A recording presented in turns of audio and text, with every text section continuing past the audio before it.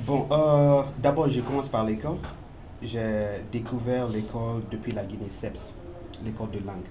Bon, j'étais déjà inscrit là-bas au pays, parce qu'il y a une branche là-bas. Donc, je me suis inscrit là-bas avant de venir au Ghana. Donc, quand je suis venu, c'est directement l'école. On m'a indiqué, puis je me suis rendu là-bas. Maintenant, pour le logement, c'est ce qui a été un peu compliqué. J'ai reçu un jeune de la part de l'école qui devrait m'indiquer un endroit où je devrais aller m'installer. Bon, ça n'a pas été facile. Je suis allé à Shimota. Euh, bon, je connaissais rien en ce moment. Voilà, donc le monsieur m'a envoyé quelque part où je devais payer une somme laquelle je ne m'attendais pas en fait. Selon les calculs qu'on avait effectués au pays, c'était pas C'était trop élevé. voilà, c'était trop peu élevé par rapport à ce qu'on avait calculé. Donc c'était vraiment un chaos pour moi. Mais bon, je n'avais pas le choix, je n'avais pas compris encore leur monnaie là. Donc tout ce qu'il m'a dit en ce moment, c'est lui-même qui m'a aidé à faire les calculs et puis j'ai déposé l'argent. Maintenant, après une semaine, deuxième semaine, j'ai commencé à réaliser, comprendre leur monnaie. J'ai réalisé que oui, la somme que j'ai donnée, c'était vraiment une somme. Donc vous vous êtes fait escroquer. Trop même. Et ça a vraiment joué sur moi. Et j'avais donné pour beaucoup de mois.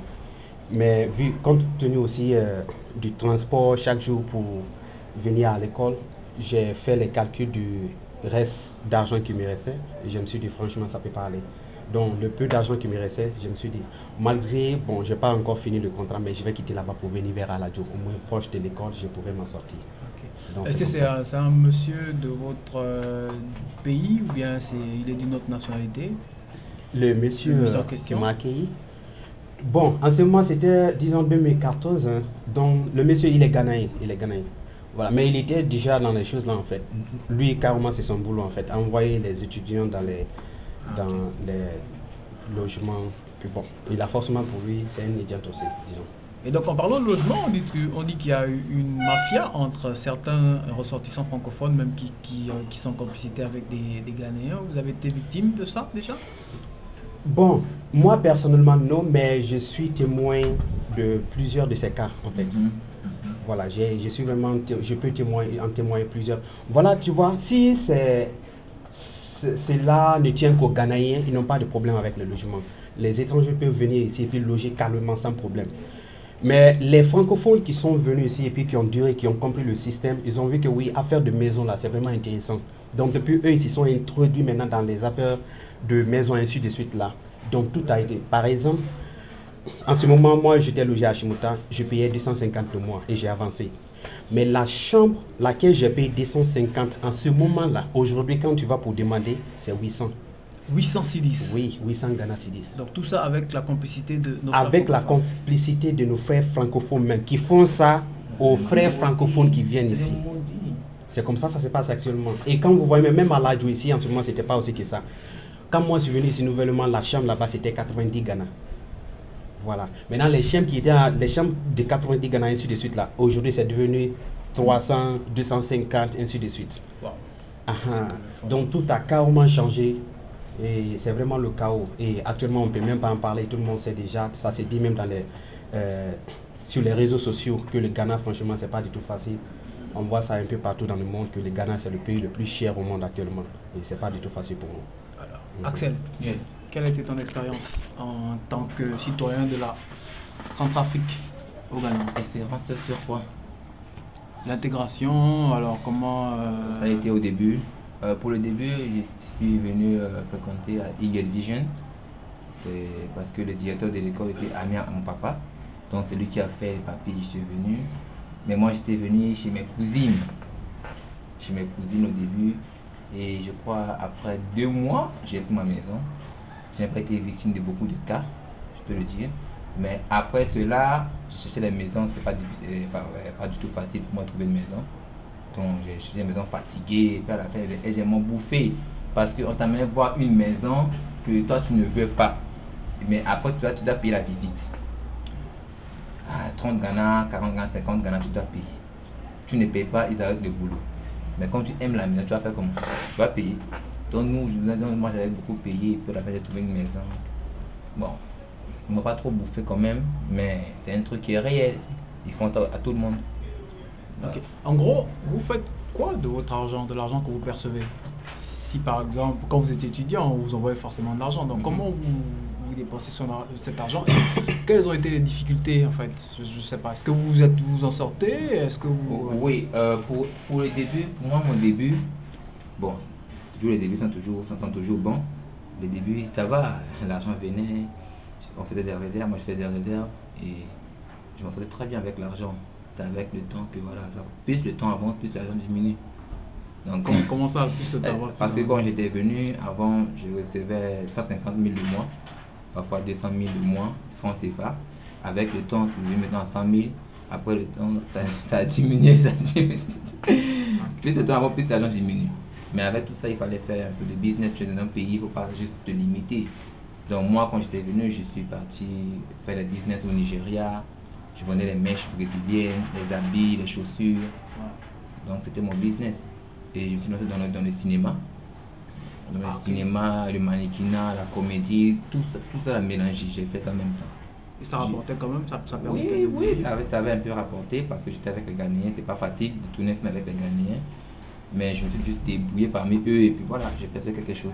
Mais pourquoi vous parlez au passé en termes de business? C'était. Oui, parce que ce que je faisais avant, je ne le fais plus maintenant. Et pourquoi? Parce que là j'ai changé ma pensée de voir les choses. Parce qu'avant, je partais au Nigeria, acheter les mèches brésiliennes et tout. Mais ce n'est plus dans ma tête de faire un genre de ce business encore. Voilà, j'ai pensé à autre chose et voilà. C'est pour moi un passé. Alors, attends, comment la gestion de tes finances au Ghana? Bon, quand je suis arrivé ici, disons la première année, la famille me soutenait. Et c'était la dernière année que la famille me soutenait aussi. Première et dernière fois.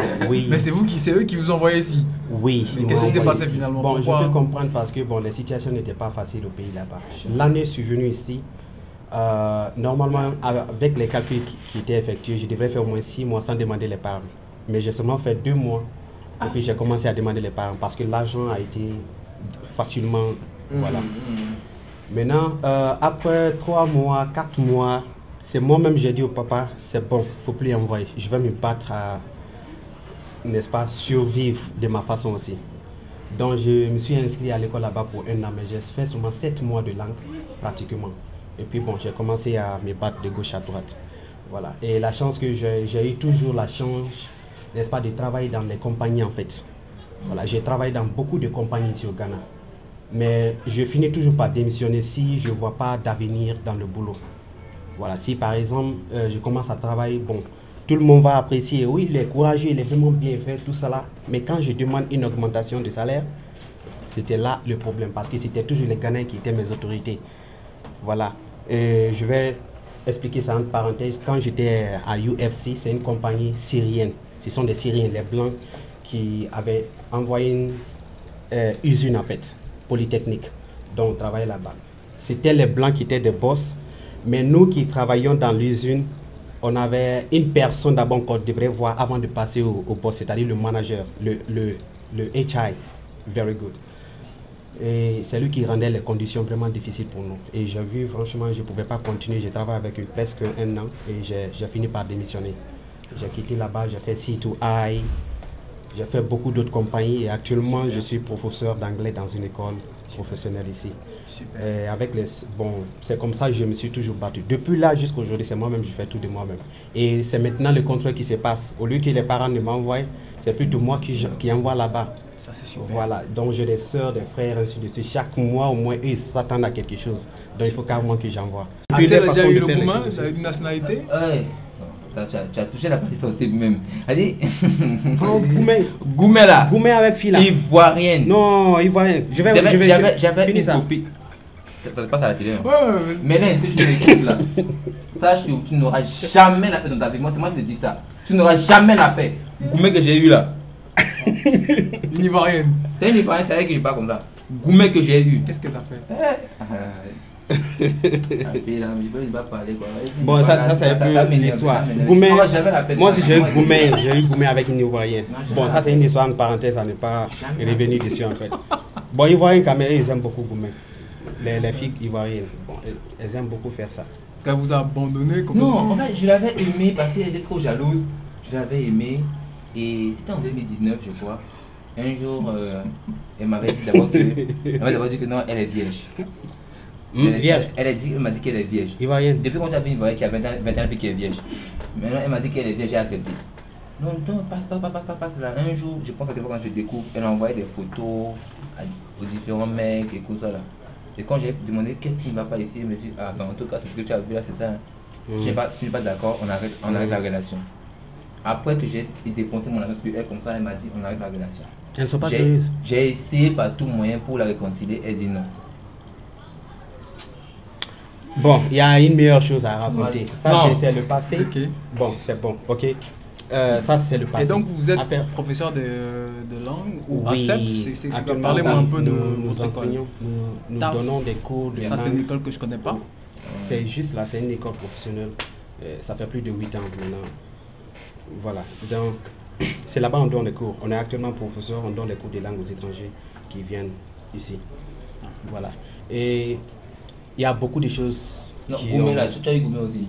Goumé, oui, j'ai Goumé, je ne vais pas rentrer dans l'histoire. Et puis c'est une Ivoirienne aussi. Ah! C'est toujours une Ivoirienne. Les Ivoiriens, ils ont fini oui, avec ça. C'est bon, ils ont fini avec ça. Bon, tout ça là, c'est le passé. Actuellement, nous vivons une nouvelle vie. Nous vivons carrément une nouvelle vie. Je devrais commencer par me présenter que je suis Justin de la Guinée-Conakry et je suis disciple du prophète Kako Philippe. Ok. Ah ouais, oui. Kako Philippe, j'en ai tellement entendu parler. Il paraît que c'est le dernier prophète sur terre, un peu comme ça. Non, pas le dernier. Mais le présent. Pour cette génération, le seul et unique vrai prophète de Dieu actuellement sur terre, c'est le prophète Kako Philippe. Oui, donc on va en même temps prendre l'avantage pour dire ceci, que Dieu fait quelque chose sur la terre aujourd'hui. Voilà, Dieu s'est toujours souvenu de ses enfants à chaque fois que les confusions se manifestent sur la terre. Les gens sont enfermés dans les religions, ainsi de suite. Et quand il y a cette confusion sur la terre comme ça, Dieu s'est toujours souvenu de ses enfants en envoyant un homme, c'est-à-dire un prophète, avec qui il va confier un message nouveau, une commission, et l'envoyer à l'humanité. C'est le message là que lui, il va annoncer, et ceux qui vont croire vont se réunir autour de ce message. C'est ça qu'on appelle l'église, et ce sont eux qu'on appelle les élus, les enfants de Dieu. Voilà. Donc c'est un peu ça. Et actuellement pour notre génération, Dieu parle au travers d'un Africain au monde entier, à l'humanité. Et c'est Kako Philippe. Voilà. Où le vent me mène.